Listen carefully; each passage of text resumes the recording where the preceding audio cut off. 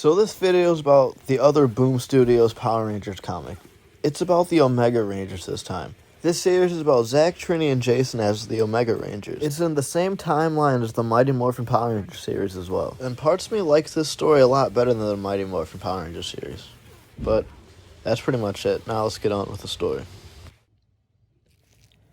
The first few pages we see Zach, Trini, and Jason training in a zero-gravity chamber.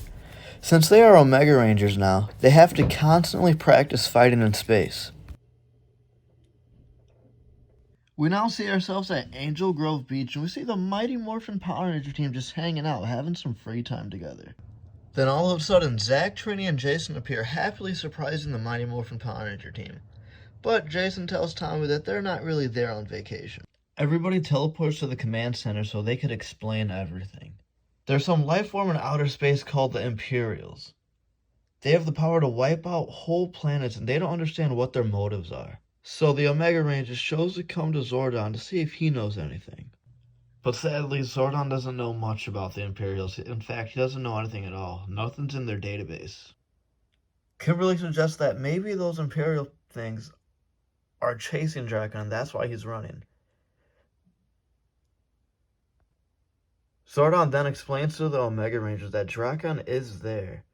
He arrived in a comet weeks ago, and he's underneath the command center. He's actually locked up, and he's kind of kept away. Jason seems very surprised, and he actually wants to go see Drakon, which Zordon gives him permission to. The Omega Rangers are now looking down at Drakon, questioning him, asking him what he knows about the Imperials. Drakon's really not telling the Omega Rangers much. All he's saying to do is that, if they're smart, run away. Tommy then storms in, demanding that Drakon tells the Omega Rangers the truth. But Drakon says while he's laughing that it's already too late. They're already on the way, and there's no point in doing anything about it. The Omega Rangers then beg Zordon for permission to take Drakon with them, but Zordon says no. Drakon was the closest thing ever as Zordon has to losing Earth, so he's not going to risk it again. And plus, they're not even Power Rangers anymore. So Drakon is his responsibility only. And he wanted to make sure that that was very clear to the Omega Rangers. The next page really changes the mood, though. We see the Omega Rangers visiting the youth center to go say hi to Ernie. Not only Ernie, but we see the Mighty Morphin Power Ranger team there as well. We also see Bulk, Skull, and Skull's girlfriend, Candace. We see my favorite Ranger versus my not-so-favorite Ranger having a nice little sparring match, catching up on old times.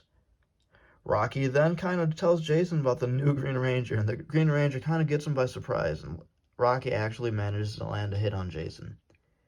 Which, I really don't think that would happen. The next page over, we see Zach and Jason talking to Ernie about what it's like being Omega Rangers. It's kind of nice just seeing them talk. It kind of reminds me of the old episode. Next page over, we see Kim and Aisha talking to Trini and asking her, why can't she stay longer? But she seems a little frustrated and goes, you know what, she wishes she could stay longer, but the only reason why she came was to see if Zordon will even help. And we all know how that went. We see Rocky and Jason training together, but Rocky seems a little upset. He tells Jason that he feels like, as the Red Ranger, he doesn't take more of the lead. And he wishes he could. Unlike Jason was. When Jason was the Red Ranger and when Grace was the Red Ranger, they were more of the lead, and Rocky feels that he's not. Jason really warms Rocky up and tells him that, you know, it doesn't really matter what color you are, it just matters that you're a Ranger and that you're doing your part. And then changing the mood, Rocky takes everything to his head and thinks that he's a better fighter than Jason, but we all know that's not the case. But in my opinion, as much as I dislike Rocky, I do think he's a pretty good Red Ranger, though. We see everyone together again, saying their goodbyes. Then once the Mighty Morphin Power Ranger team leaves, Zach then says should they go on with their mission of breaking into the command center and possibly stealing Drakon. On the next page, we see Zordon and Alpha talking about what just happened with the Omega Rangers. Zordon thinks maybe he was possibly too hard. Maybe he should give them a chance or possibly come up with a compromise with the Omega Rangers. Then at the same time, we see Zordon and Alpha doing all the security checks for the command center. Once everything's quiet, we see the Omega Rangers being teleported in by the help of their robot friend. I'm not really too sure who he is or how to pronounce his name. So for now, I'm just going to call him 6.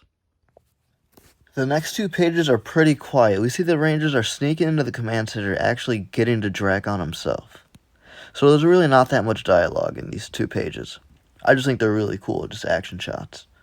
The Rangers finally reach Drakon and break him out. Then they explain to him the whole reasoning behind it.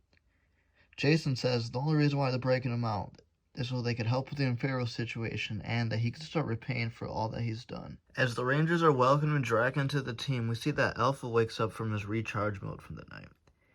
He notices that they have Drakon, and Alpha's prepared at all costs to get him back, even if that means hurting the Omega Rangers. Then, out of nowhere, Drakon strikes Alpha, knocking him unconscious. Seeing Alpha on the ground makes Jason really mad. He starts threatening Drakon, saying that he's gone way too far, and next time that he's going to be next. But Drakon's already reminded him that they already broke in, stole him. What's the difference of hurting Alpha? And besides, he's a robot. All they have to do is rebuild him anyway. Zordon, then teleporting back into his chamber, noticing that something's going on in the command center, sees that Alpha's down unconscious. Then he looks over in the corner and sees Jason just staring back at him. Jason tells Zordon exactly what happened in the command center, and we could tell that Zordon's furious. I've never really seen Zordon this angry before. This is why I like the comics way more than the shows now. I really wish I got in the comics way sooner. But now, because of what they did, Zordon now looks at Jason, Zack, and Trini as enemies now, and promises to unleash everything that he has in the universe to stop them.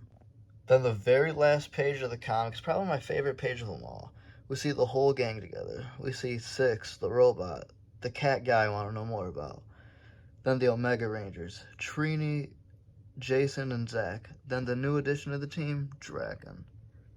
I'm really curious, what's Drakon planning to do now that he's escaped?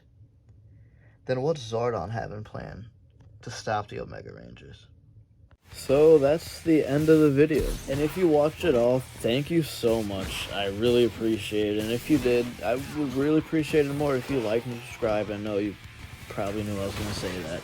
But anyway, it'd help out a lot. There's just so much action in this than compared to the Mighty Morphin Power Ranger series. I like this a lot better, which really makes me more excited to read more and make more videos about this. But anyway, thank you for watching again, and if I could get up to at least maybe 25 subscribers, I might do a Funko Pop giveaway. I don't know. We'll see.